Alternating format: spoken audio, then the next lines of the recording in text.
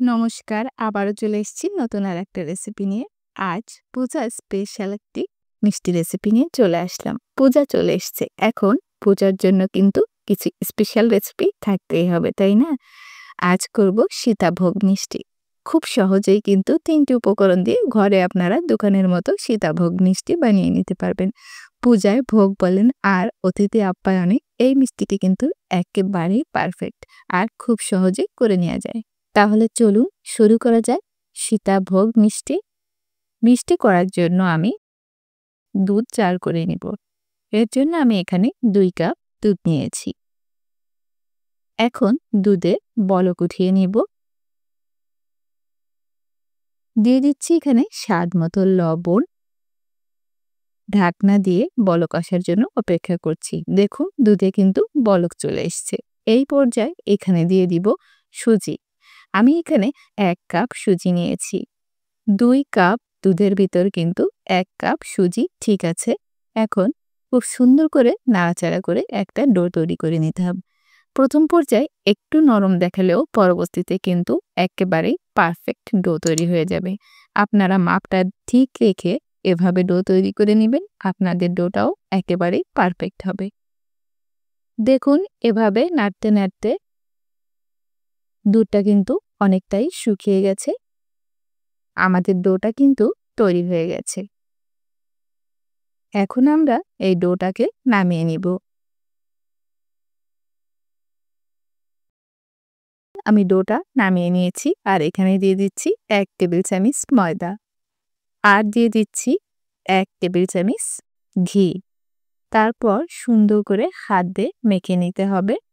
এখানে আমি ময়দা দিয়ে ডোটা করছি, আপনারা চাইলে কিন্তু আটা দিয়েও এভাবে ডোটা করে নিতে পারেন।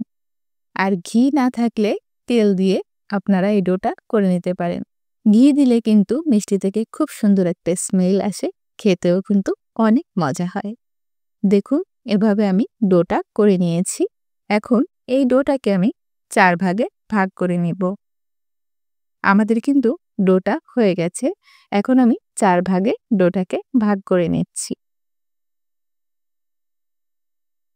আমার কিন্তু ৪টা লেচি কাটা হয়ে গেছে। একটা লেচি থেকে আমি কিছু ছোট মিষ্টি করে নিব। বেবি সুইট মিষ্টি করব।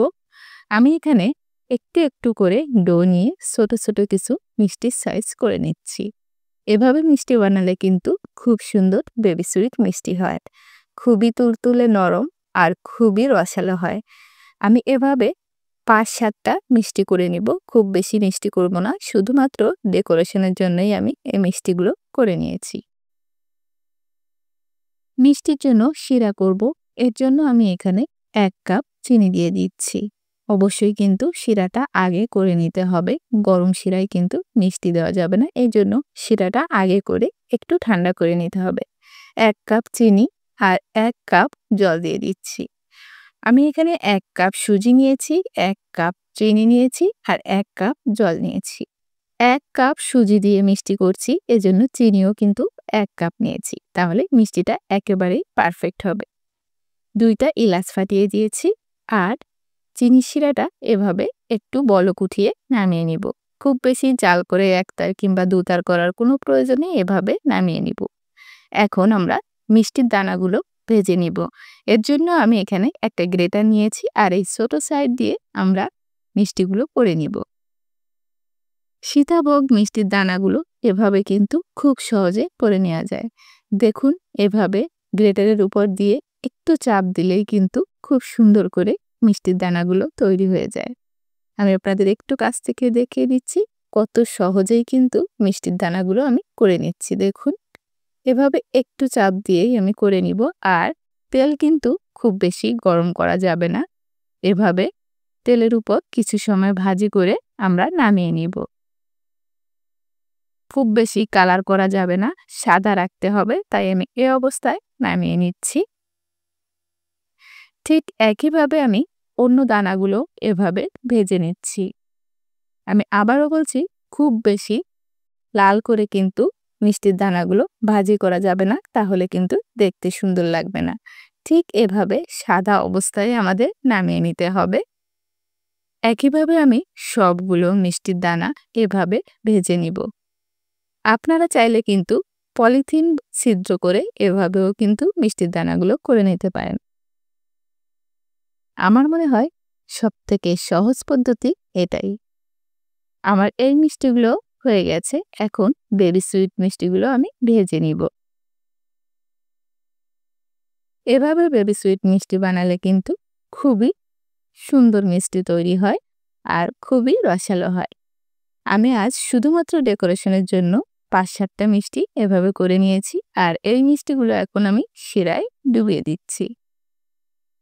এই অবস্থায় কিন্তু শিরাটা কুসুম গরম আছে। এখন মিষ্টিগুলো দিয়ে দিয়েছি আর সীতাভোগ মিষ্টির দানাগুলো দেখিয়ে দিচ্ছি। এটা কতটা ঝরঝরা আর এই পর্যায়ে কিন্তু খুবই মুচমুচে আছে। এখন এই সীতাভোগের দানাগুলো আমি চিনির শিরায় দিয়ে দিব। একটু একটু করে চিনির শিরায় আমি দানাগুলো দিব। আবার একটি চামচ দিয়ে এভাবে চেপে চেপে আমি আবারও দানাগুলো দিয়ে দিব। একইভাবে সবগুলো দানা আমি দিয়ে দিয়েছি। এখন ঢাকনা দিয়ে আমরা অপেক্ষা করব ১ ঘন্টা পর্যন্ত। ১ ঘন্টা পর আমি ফিরে এসেছি দেখুন। এখন আপনাদের মিষ্টিগুলো একটু দেখিয়ে দিচ্ছি কতটা রস টেনে নিয়েছে দেখুন। বাড়তি যে রসটা আছে এখন এই রসটা আমি ঝরিয়ে নিব। এর জন্য একটা ছাঁকনিতে দিয়ে দিচ্ছি। এভাবে বাড়তি রসটা ঝরিয়ে ফেললেই কিন্তু সীতাভোগ মিষ্টিটা একেবারেই ঝরঝরা তৈরি হবে। আমি সবগুলো মিষ্টি দিয়ে দিয়েছি আর কতটা রস এভাবে ঝরে যাচ্ছে দেখুন। এখন আমি আবারও ঢাকনা দিয়ে ২০ মিনিট অপেক্ষা করব। আমি রস ঝরিয়ে মিষ্টিটা নামিয়ে নিয়েছি। দেখুন কতটা লোভনীয় হয়েছে। খেতেও খুবই মজা হয়। একেবারেই রসালো আর ঝরঝরা মিষ্টি। দোকানের মতো সীতাভোগ মিষ্টি ৩টে উপকরণ দিয়ে বাড়িতে খুব সহজেই কিন্তু বানিয়ে নেওয়া যায়। আর এই মিষ্টিগুলো কিন্তু খুব রসালো হয়। যে কোনো পূজার ভোগ কিংবা অতিথি আপ্যায়নে সীতাভোগ মিষ্টি কিন্তু একেবারেই পারফেক্ট। দোকান থেকে আর সীতাভোগ মিষ্টি কিনতে হবে না।